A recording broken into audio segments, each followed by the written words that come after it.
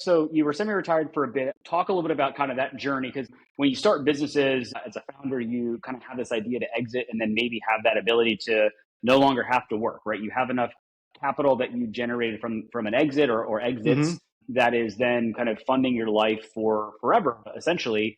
But a lot of times, and there's other founders that you and I both know, that you tend to get a little itchy after a year or two because you're a founder and that's like you're an entrepreneur. And so you have this itch to continue to do things and build things. So kind of lead us from that kind of like aha moment. You got all this money to then now you're like, cool, now I'm going to just jump back into starting another business. Yeah. Well, first I'll say it's a little crazy when you get that kind of initial check, but getting that second check, which was, you know, I don't probably a factor of 10 higher.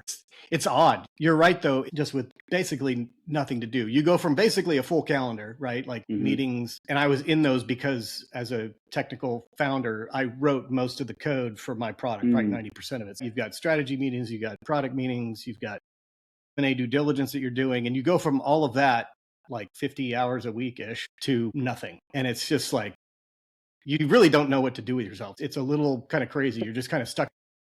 Like, I lost count of what day it was. Like, I didn't know if it was a Monday or Tuesday or Saturday.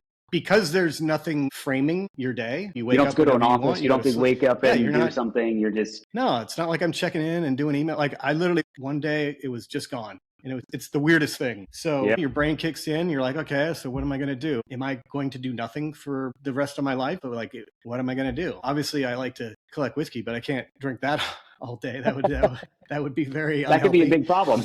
Yes. Yeah. So I did take time off. I think my wife and we traveled a bit, but it gets really, really boring.